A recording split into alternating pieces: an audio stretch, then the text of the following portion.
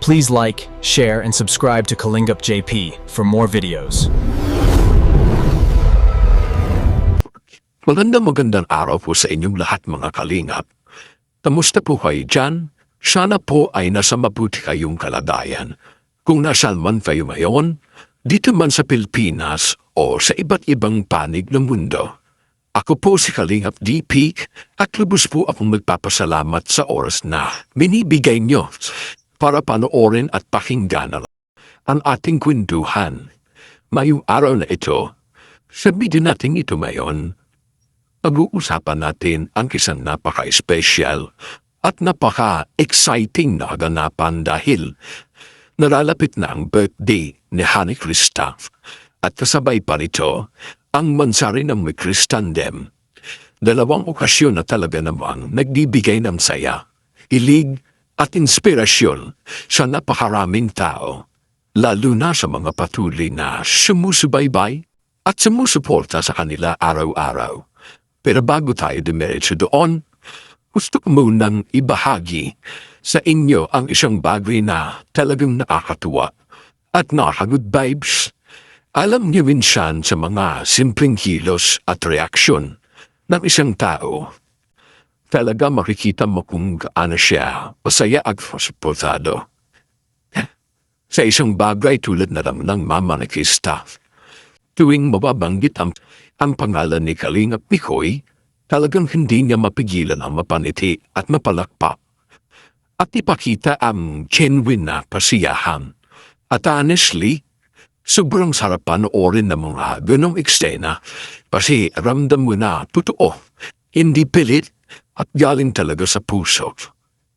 Kilala naman natin si Kalingap Mikoy bilang isang taong masayahin, approachable, at laging handang tumulong sa kapwa. He is someone who brings positive energy wherever he goes. Kaya siguro ganoon na lang din ang suporta at pagmahal na natatanggap niya, lalo na mula sa mama ni Krista. Kasi diba, parents can feel it kapag malinis ang intensyon ng isang tao. Hindi mo kailangang magsalita ng maraming, mararamdaman na nila kung totoo ka. Ikaw, ano sa tingin mo? Naniniwala ka ba na haramdam ng isang magulang kung mabuti ang isang tao para sa anak nila? Comment mo nga sa baba. Gusto naming babasa ang opinion mo. Ngayon, balik tayo sa mas exciting na balita. Ang lalapit na birthday ni Krista, isa lamang pinaka nagustuhan ng marami ay ang sinabi niyang birthday wish. Hindi siya humiling na mamahaling regalo, hindi rin bonggang celebration. Ang simple lang, pero sobrang lalim ng kahulugan. Maayos na kalusugan, kasi totoo naman, wealth is wealth. Kahit di napakarami ang blessing, kung wala kang kalusugan, mahirap i-enjoy ang lahat. At hindi lang yon, dagdag pa niya, sana raw ay magtuloy-tuloy na ang may Kristandem. Ibig sabihin lang nito, hindi lang sarili niya ang iniisip niya, kundi pati na rin ang mga taong masaya at inspired sa kanila. That kind of mindset is rare. It shows gratitude, humility, and love for the people who support them.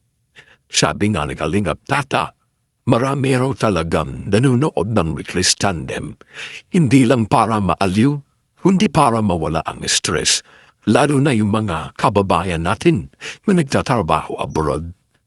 Imagine, galing ka sa mahabang oras ng trabaho, pagod na natawan, minsan hunsik, tapos makakapanood ka ng isang tandem na nagpapaniti sa iyo, kahit sandali lang, malaking bagay na yan.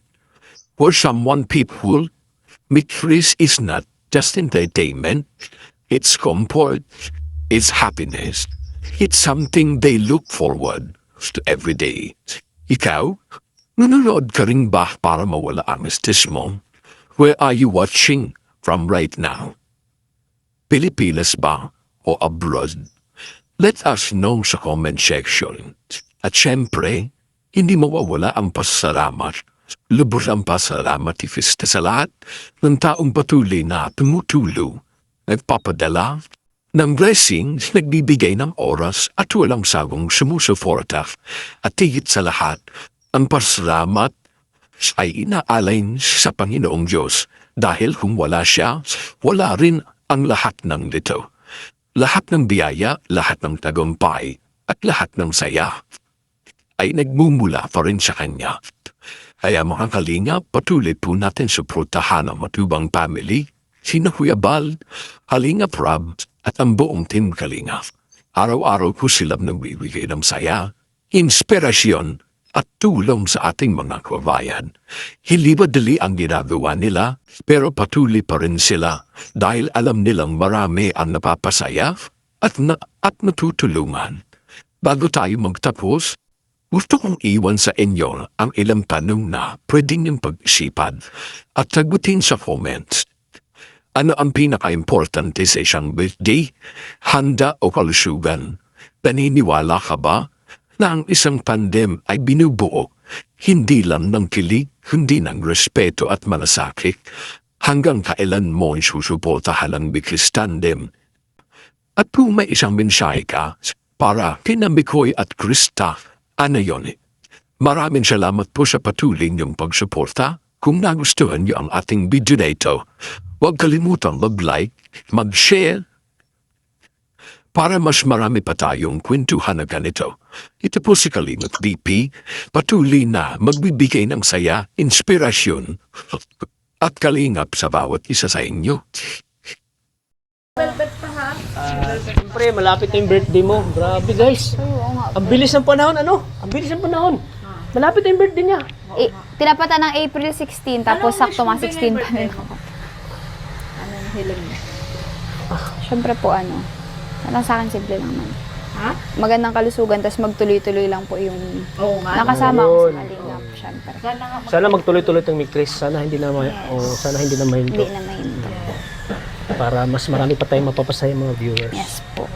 Na lalo nga sa mga taga ibang bansa, lalo na OFW na ang libangan lang na ay manood ng Mikris. Opo. Kumbaga nawala yung pagod nila kapag pinapanood nila kayo. Na grabe ang sweet niyo. Pagod nila kapag pinapanood nila kayo. Na grabe ang sweet niyo. Wow!